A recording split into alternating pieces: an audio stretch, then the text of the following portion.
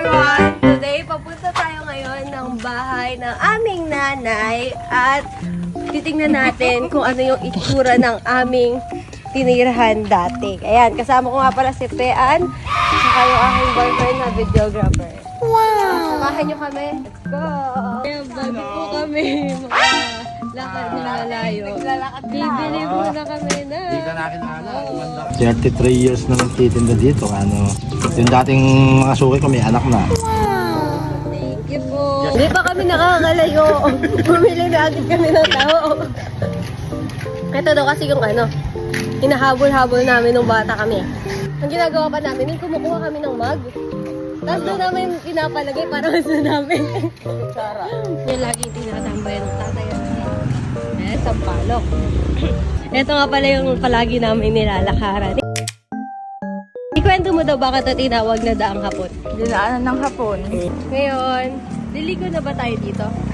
Dati dun pa kami. Dati doon pa. Oo. Doon pa kami naglalakad. Bahay namin kasi walang bakod. Okay, meron na. Tsaka ito dati, tuwid na ba to dati? Hindi. Dito semento. Diba, hindi pa to semento dati. Tapos yan yung pabrika na yun. Hindi yan pabrika. Puro mangga yan. Franco Farm yan. Kuya Dan, kaway-kaway ka. Kitang-kita ka dito, kuya. Maliwanag pa eh. Pala yung aming bahay dati. Ay, warak-warak na din pala, no? Hindi na rin siya, dati dito, yung tubigan namin, malaki dyan, drum. Tapos meron ditong alateries. Malaking alateris. Burrito ko yun eh. Tinong bata tayo, parang ang laki-laki, no? Oo, bebo. Ang liit, no? Oo, parang dito si tatay nagluluto. Ay, dyan ba? Tapos ang ganda pa, naglalakad pa kami. Ganun, may parang pabundok style pa dyan. Tago ka makarating dun sa kabila. Yan dati, Neil, tinataniman niya ni mama ng mga pechay, ng mga mustasa. Tapos eto dati, Neil, puro kulungan ng manok ni tatay. Oo, yan. madaming Tapos manok. tuwing umaga, lagi yun nagsasabi si tatay dyan ng bigas or ng palay. Tapos daming manok dyan, no? Bahay na yun. Kay Kuya Dan. Ngayon, kapasukin naman natin yung bahay ng nanay ko. Ito yung kanilang pang-araro, diba? Dito dito yung radyo ni tatay, tapos dito nakahiga si tatay lagi. Nakikinig Yung na. radyong luma na yun, nandun pa sa bahay nila. Totoo? Ito yung TV namin. Ang cute. Paano nyo yan? Ito yung uso natin na malaki yung... flat. Oo. Hindi pa uso yung mga flat screen. no? Saka yan, tutulog. Dito. Ano tayo? Naging tambakan na siya. Kasi wala na siyang nakatira. Ito yung CR namin. Kahit laki rin pala ng bahay. Oo. Ito yung CR namin. Dito ako pinapaliguan ng malaiba. Kasi grabe yung mga sugat-sugat ko dito. Diyan ako nilalanggas. Yun yung tawag. Dito pa din yung mga pictures nila. Ito, Kay Kuya Bentley sana. pero hindi na siya lumabot dito kasi na namatay siya. Ibig Pero ito yung palay, kwarto ng palay dati. ang daming palay dito. Yung taas yan. Oo. Tapos, nagpapadulas din kami. Papadulas Nagagalit sila na. Tapos pati yung kalahati ng sala na to. Oo. Ay, palay. Kalahati na to, mula dito. Hanggang, puro palay. Yung para mabuhayin talaga. Tito Beng-Beng. Siya yung nag-alaga. Pichek, meron namin salamin dito. Buhay pa din, no? Buhay pa din yung salamin nila. Aming puon. Yun yung nag-iiba-iba yung kulay. Kita mo ngayon, kulay Pink. pink. Nag-violet. Nag-yellow. Natin yung nila. Alam mo, ito pinagawa na lang ito eh. Diba? Yung terrace na to. Alam po dati wala itong harang. Wala yung harang ito lang. Tapos nandito yung mga kapitbahay, nandiyan yung TV. Oo, tapos May dito kinood? nagpupuntahan na yung mga matatanda. Alas 5 pa lang ito umaga, ganun sila. Tita, umuupo kami dyan sa loob.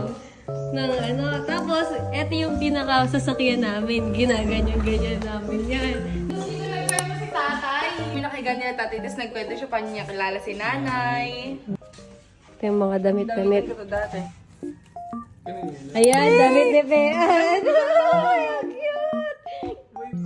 Ang kami ni ate nito. Bread ata sa Bread akin. sa kanya. Diba? Gantong ganyan din. Gano'n gano'n kami kaliit dati. Kwarto nila, Pean. Ang laki din. Lamig dito, hindi mo na kailangan ng... Oh, pag dito yung hangin galing, hindi bubuksan mo. Binukas mo lahat yan. Lamig, oo. Garay. Nandiyan yung pang-aralan ni tatay. Yung tricycle ni Kuya Tricycle Dan. ni Kuya Dan. Upo lang kami. Mamaya. Tatag na lang. Tira ko Kuya Dan! Kaliman mo. Ali yun? Ali, Hilahin mo na lang. hilahin mo. Mahirap, di ba? Hindi biro. Ang galing ni Pean, dire-diretso siya. Hindi wala na akong tatanggal. Hakutin lang nila. Tapos, Tapos pag tinanim to ganyan, no? paano Iiwa-imay yan. Ilang years mo yung ginawa, Pean? Matagal. Ngayon, hahagisan niya ng lupa. Ilang days, kuya, bago tumubo? Ha? 1 week, 2 weeks pa lang. Magiging ganito na itsura. Nasukat nila kanina. Tsaka nila kukuhanin ng ganito. Ilang years mo na yung ginagawa, kuya? 10 taon? Grabe. Ano yan, kuya? Per ganito? Dito naman kami sa manggahan. Kukuha kami ng mangga. Pean, mangga yung kinukuha, hindi yung sanga.